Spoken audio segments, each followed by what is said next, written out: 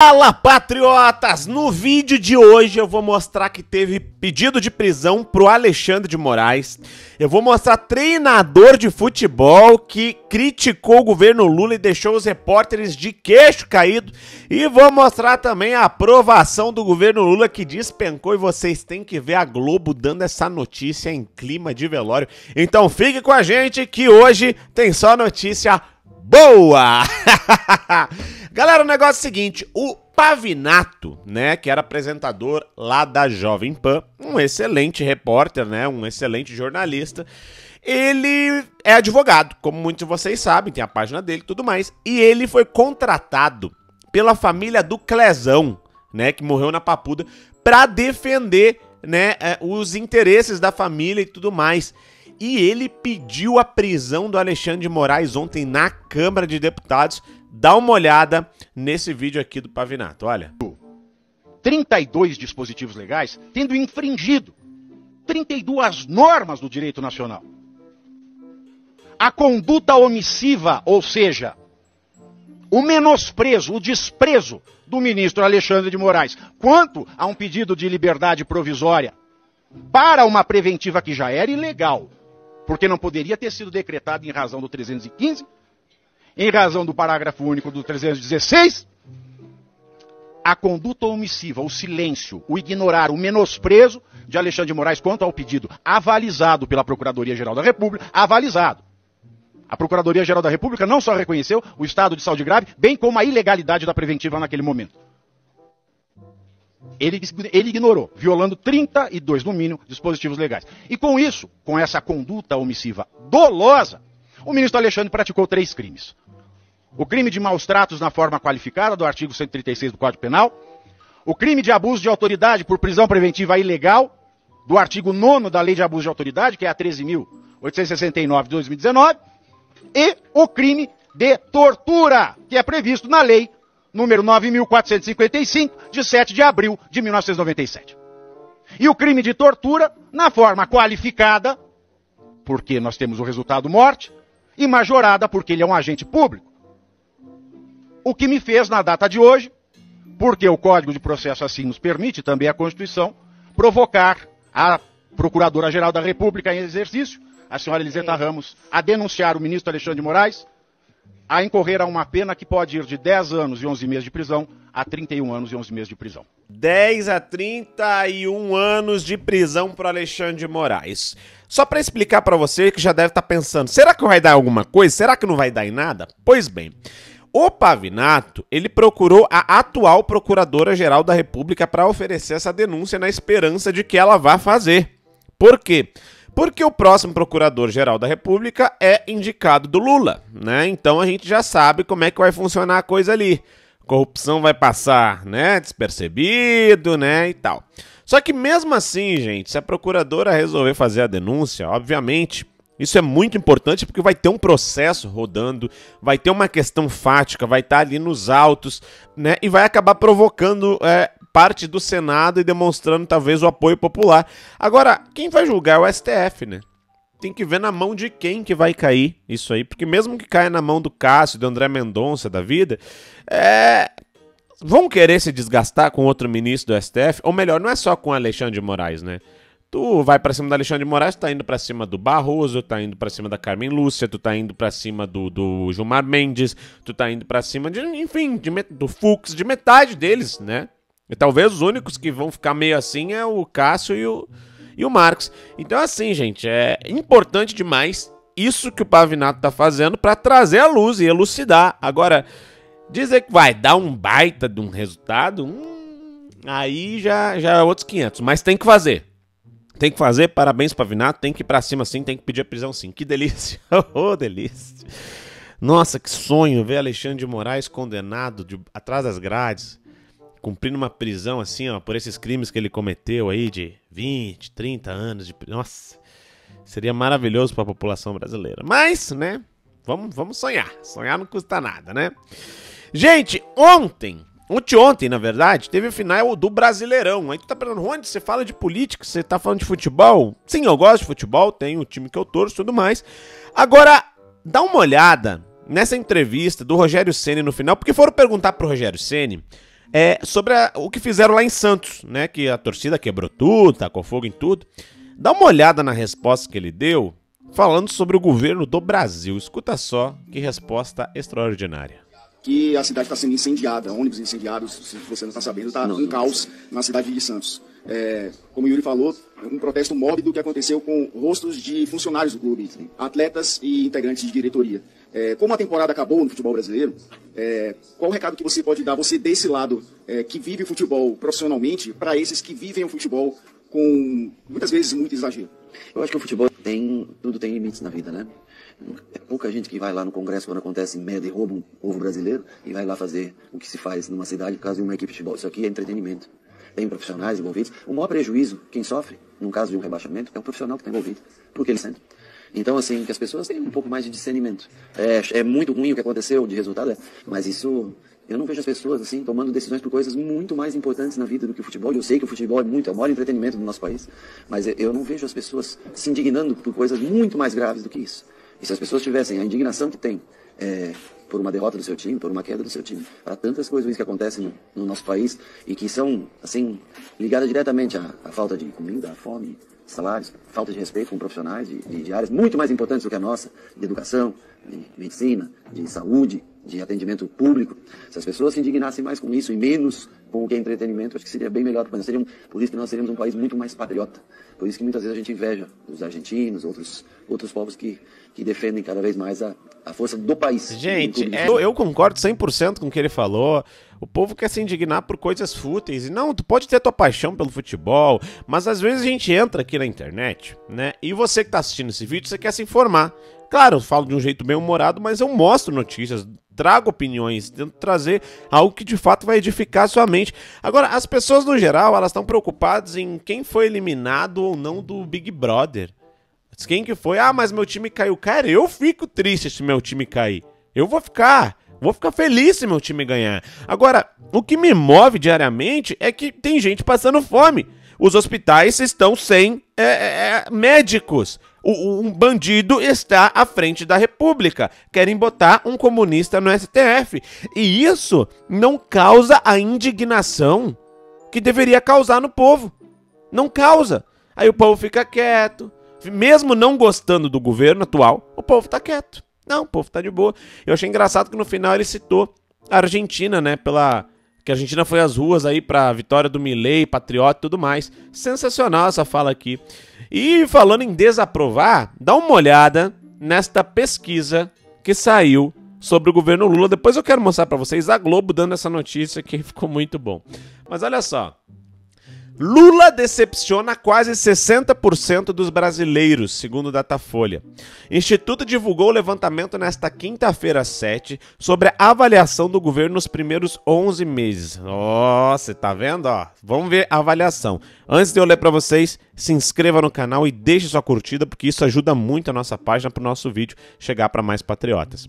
Somente 24% declararam que Lula fez pelo Brasil o que se esperava e outros 16% disseram que ele fez mais do que o esperado. Olha, os 24% que disseram que o Lula fez o que eles esperavam, eu fico imaginando que eles esperavam pouco ou quase nada, né? Agora, os que disseram que fez mais do que o esperado, esses 16%, devem estar pensando que o Lula ia se anular, porque não pode. Que o cara acredita que ele fez mais do que o esperado. O que é isso? Gente, meu Deus, só pode que foi dentro de um sindicato. Só pode.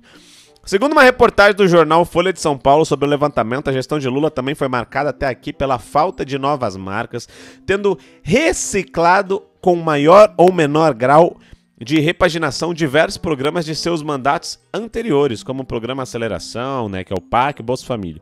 Esse marasmo se reflete na avaliação crescente e majoritária de que Lula fez menos do que o esperado no primeiro ano e acrescentou: durante quase um ano de mandato, Lula teve aprovação de 38%, o que inclui apenas os entrevistados que classificam o governo como ótimo ou bom.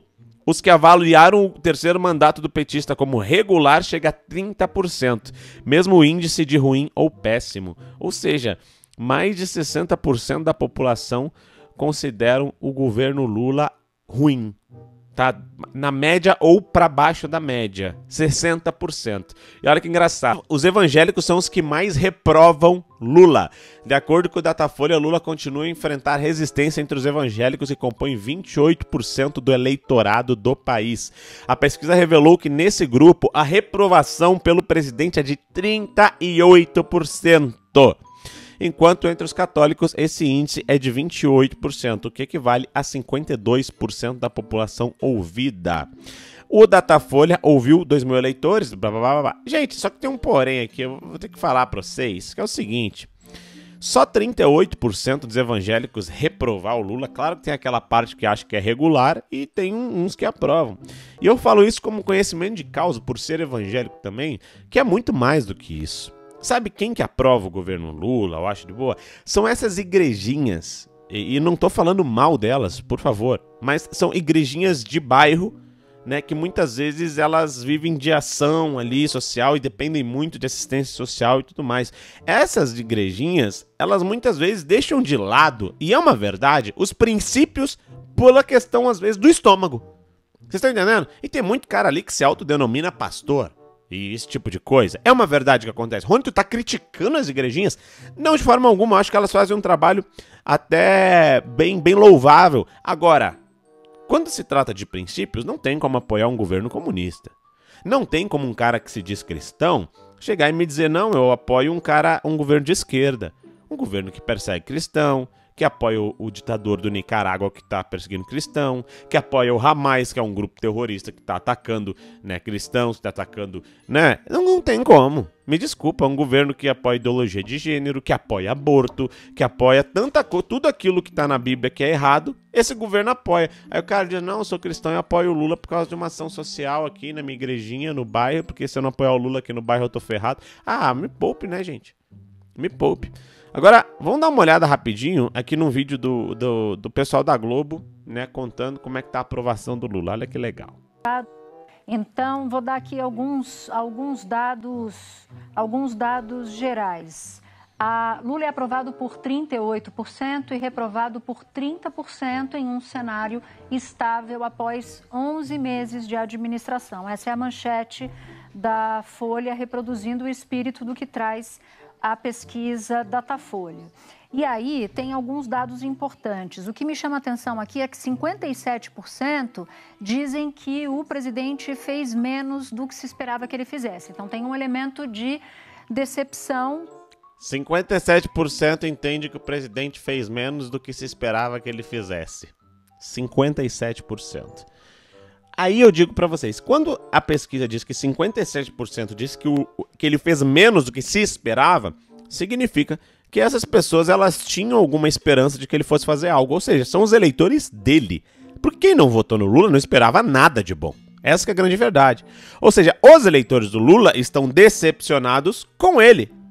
Eu não tô decepcionado com o Lula. Ele tá fazendo exatamente aquilo que eu esperava. E se eles forem perguntar, o Lula tá fazendo aquilo que você esperava? Eu vou dizer, sim, tá. Ele tá fazendo mais do que eu esperava. Porque eu esperava tudo de pior. E é o que ele tá fazendo. Vamos continuar aqui. Que a pesquisa IPEC também flagra em alguns recortes. E há, por exemplo, um outro dado. Após quase um ano de mandato, 38% aprovam Lula. Bolsonaro tinha 30% de aprovação nessa marca, nesse período. Então, o Datafolha ainda traz uma comparação com a administração Bolsonaro. Lula melhor do que estava Bolsonaro naquela São Paulo aqui. Lula melhor do que estava Bolsonaro naquela circunstância. Pois é. O Bolsonaro não tinha um apoio popular, então era muito reprovado o governo dele nessa circunstância, segundo o Datafolha Globo. Mas eu pergunto pra vocês, por que caçaram o Bolsonaro por causa daquele 7 de setembro? Com o povo na rua, milhões de pessoas na rua, por quê?